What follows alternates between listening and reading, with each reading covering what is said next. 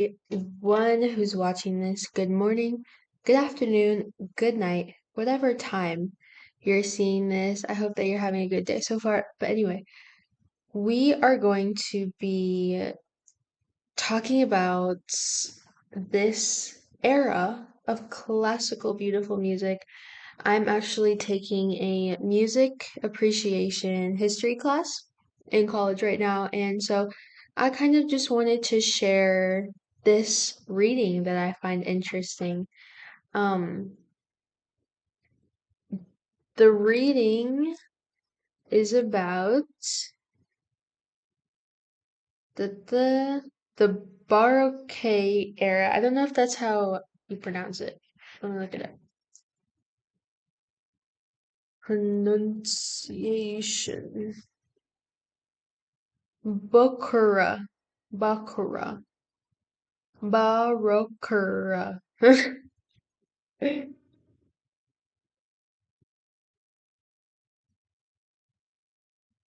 Baroque.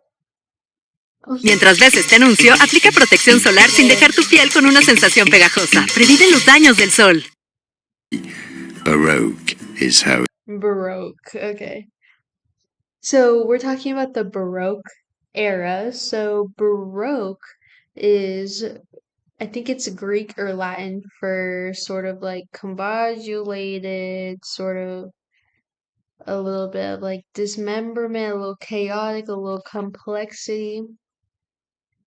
And the era was named after that because it truly reflects the culture, the politics, the religion of that time.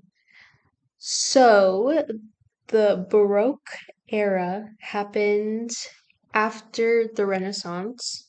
So, it goes from the Middle Ages, Renaissance, to the Baroque era. Let me know if you guys want to know more about the Middle Ages and the Renaissance, because those are also very interesting eras of Europe. So, I just wanted to go through this reading real quick because I actually have some tests to take, so I also want to use this as an opportunity to study.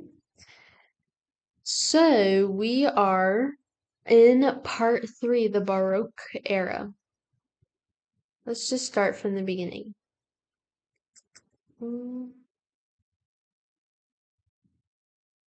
See if everything's good on my on ah. And then we'll go ahead and get started right now. Let's see. See that my live's okay first. So, the Baroque era. It is a special province of music to move the heart. German composer and organist Johann Sebastian Bach. So Bach was definitely a big figure in the Baroque era. Da-dum. So we're gonna learn a little bit more about him too.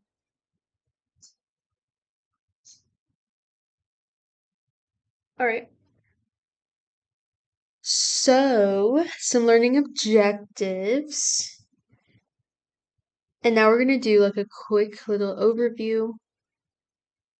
Take this out. Okay. So, the 1600s, we have new technology like printing devices. So, the Holy Bible was spread everywhere in different types of languages too. We have some science, innovation, medicine. Dr. William Harvey explains the body's circulatory system. Interesting. And this one, 1650, Chiara Margherita and Barbara Strozzi published their music. So these two figures, as you all know, in the Middle Ages and in the Renaissance, for sacred music, women were not able to sing. Then, towards like the Renaissance and the Baroque era, only in secular music, which is non-religious music, were they able to start singing. And these two figures right here were big during the Baroque era, and we're gonna see some songs that they made, so that's exciting. And I also love this era because 1687, Sir Isaac Newton's theory of gravitation issued. So this was an era for innovations, scientific, philosophical, all of it, which before I didn't really know, but Isaac Newton, what else? Galileo, his telescope. We have, what else do we have? There's another one. I don't know. Anyway. And we also get some iconic religious paintings during this time also. Very famous and religious paintings. And you guys are gonna listen to this one song. There's this one song that goes like da da da da da da da da da da da da da da da da da da do do do do do do. So that song, if you recognize it, I'm pretty sure everyone in the whole world does. But that was made during this era. So there's a lot of very interesting things that were happening during this time, and we're gonna explore a little bit. I'm just gonna do like a quick read through, maybe take some notes and everything. It's really awesome to see the history of this, of music. Music. All right, so we have music as exploration and drama. Music intensifies emotion. This may seem self-evident to us in the 21st century, but it was in the period that we are about to explore, the 1600s and the early 1700s, that Europeans set out to develop musical approaches designed to ramp up various emotional states and help listeners express this music deeper. So, as this music is developing, we're going to find out more, but they start to take inspiration from the Greek theater and they are bringing it back to life. It's called the new style. Anyway, composers and performers became increasingly interested in how music could enhance the expression of words, and prominently through the development of a kind of musical theater called opera.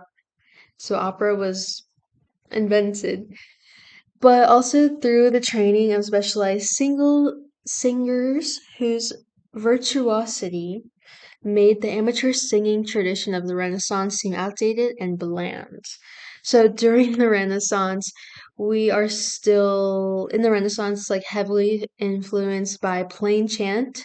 So like the Kyrie the Georgian chants and everything like that. So very harmonic, very it has homophonic or homorhythmic texture. So interesting. While purely instrumental music existed before the 1600s, in the Baroque era it became much more prominent with the development of several new genres and the refinement of instrument building and performance techniques.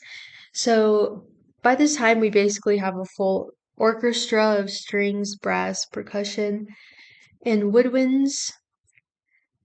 And what's very interesting is during this time, they start to learn how to tune their instruments.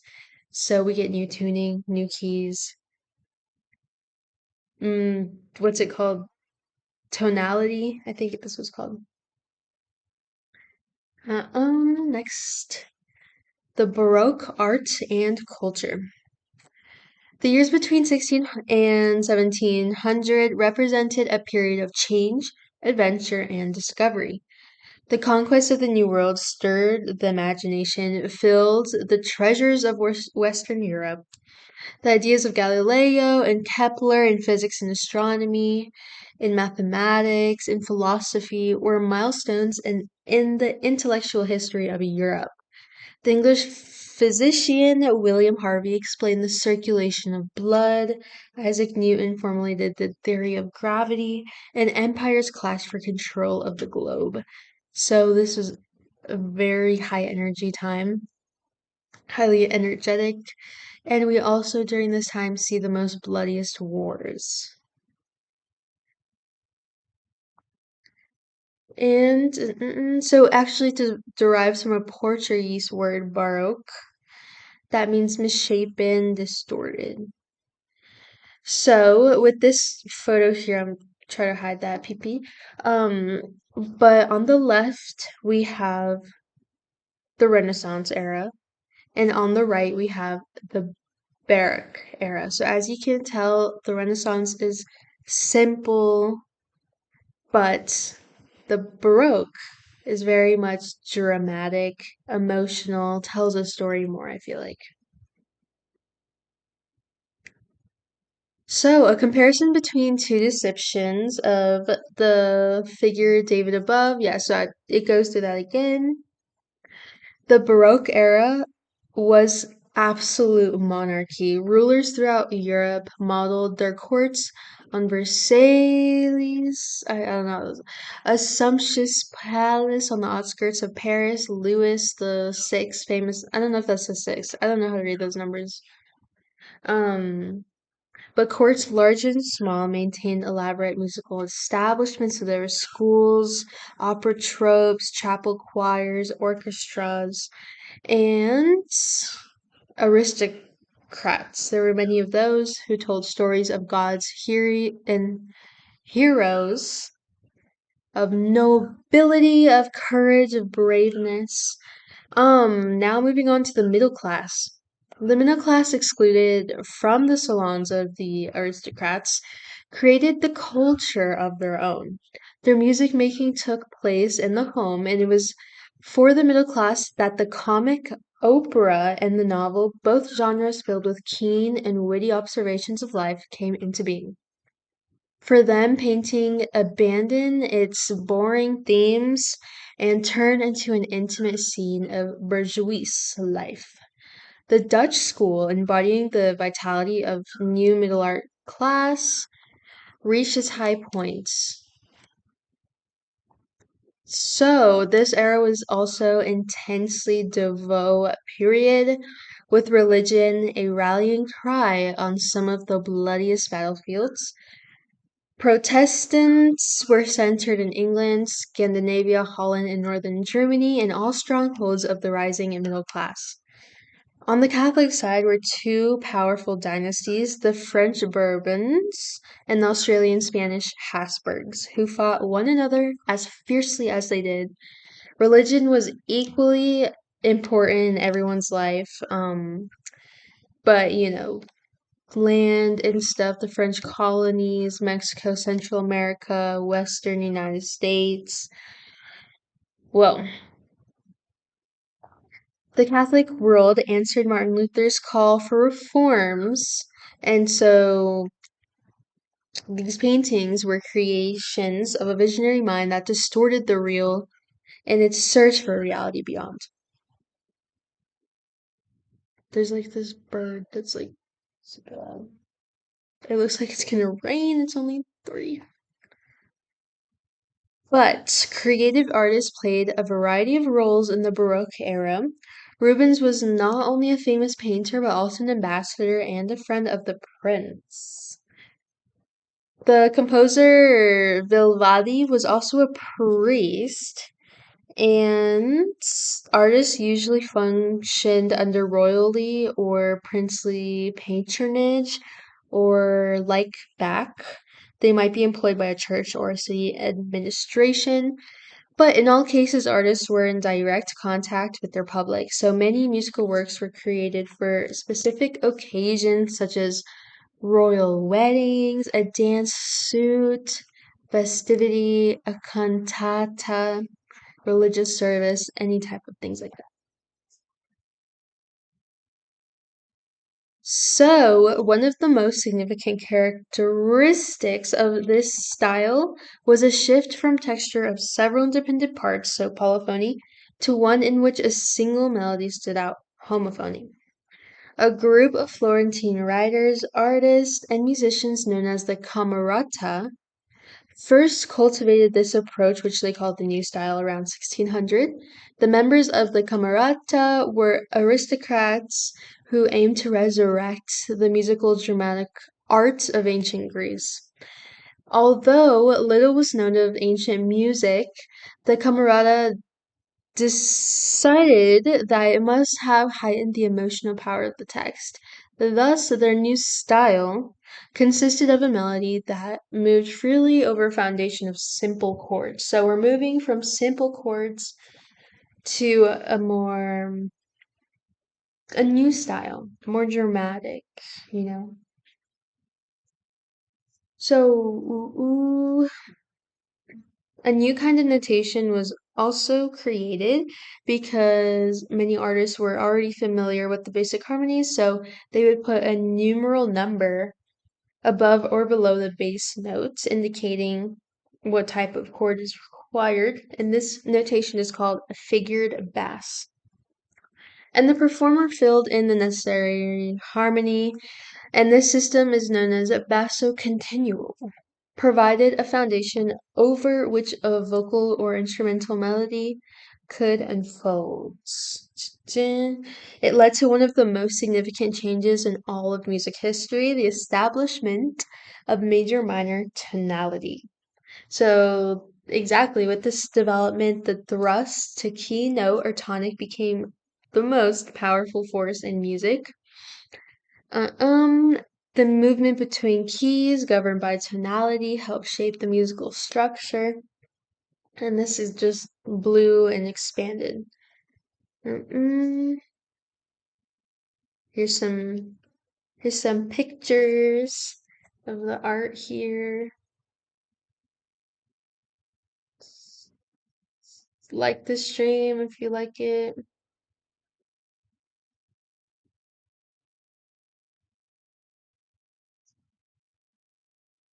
Sure. Art here. All right.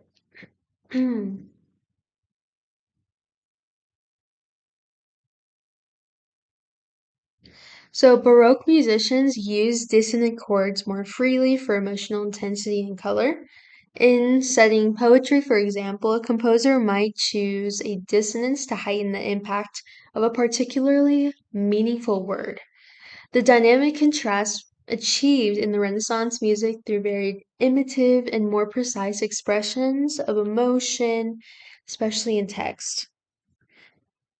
Finally, the Baroque inherited from the Renaissance an impressive technique of word painting, which means, like, for example, the text is arriba.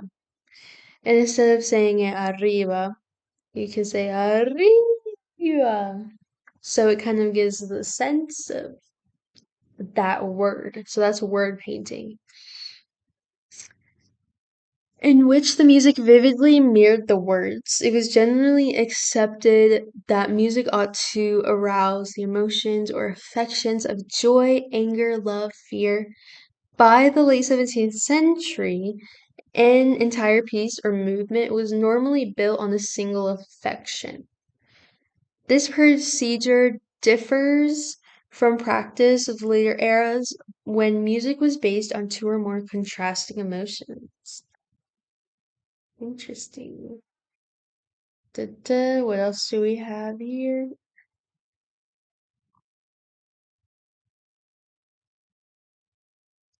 So, as the great musical instrument builders in Italy and Germany improved and refined their instruments, Baroque performers responded with a more virtuous skill playing.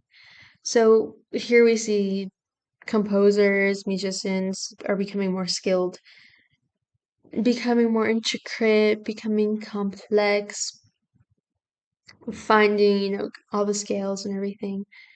Instrumental Varrock had its counterpart in the vocal sphere. The rise of opera brought it with the development of a phenomenal vocal technique exemplified in the early 18th century by the castrato, a male singer who was castrated during boyhood in order to preserve the soprano or alto register voice for the rest of his life. Isn't that so weird? I don't even know what castrated means, but I'm looking it up. Oh my gosh.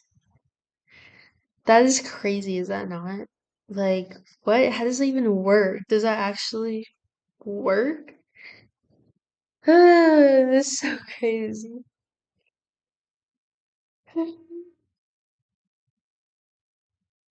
What resulted after years of training was an incredibly agile voice of enormous range, powered by breath control, unrivaled by the most singers today. That is just crazy, isn't it? Women, particularly singers, began to expand their role in music. Two early 17th century Italian singers, Francesca and Barbara Strozzi, were among the earliest female composers to publish their works. Period. Da-da. Improvisation played a significant role also in music. In addition to elaborating on the simple foundation that was part of almost every work, musicians were expected to be able to improvise and add embellishments to what was written on the score.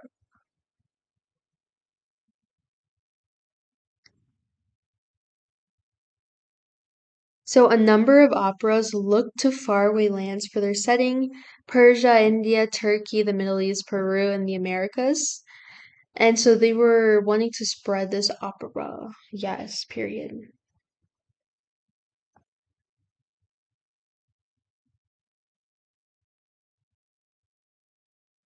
All right.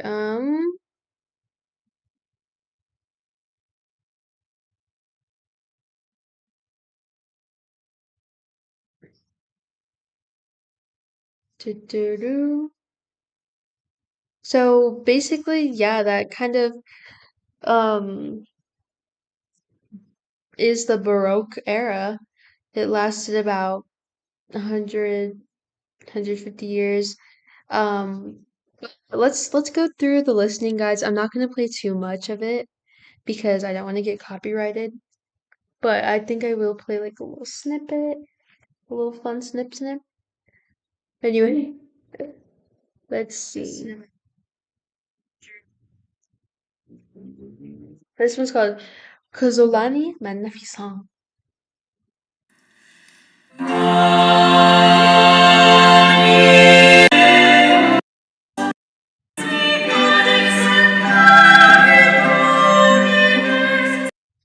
So yes, let's see the next one.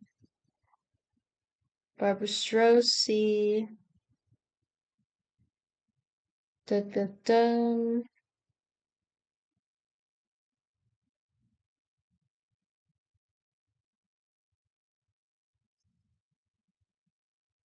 And so, the components of opera. This opera is a large-scale drama that is sung, soloists, ensembles, chorus, orchestra, and sometimes ballet, with poetry and drama, acting, and pantomime, scenery, and costumes. So, if you guys haven't seen The Phantom of the Opera, you definitely should. Yes, I love the soundtrack for that so much. Dun dun! To unify these diverse elements is a challenge that has attracted some of the most creative minds in the history of music. The plot and the action are genuinely advanced through a kind of musical declamation or speech known as the recitative. Yeah. This vocal style is designed to imitate and emphasize the natural inflections of speech. Its movement is shaped to the rhythm of the language. So, recitative gives away from time to time to the aria, Italian for air or tune, which releases through melody the tension accumulated in the course of the action. So, the aria is a song usually for a highly emotional nature. An aria, because of its tunefulness, can be effective even when sung out of a context. The opera may contain ensemble numbers, duets, trios, quartets, and so on to really express, pour out the respective feelings. And yeah. Da-da-da. So, by the turn of the 18th century, Italian opera had gained wide popularity in the rest of Western Europe. Only in France was the Italian genre rejected. Here, composers set out to fashion a French national style and keeping up with their strong traditions of court ballet and classic tragedy.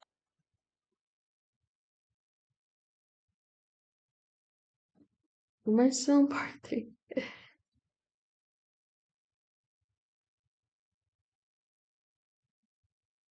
Yep.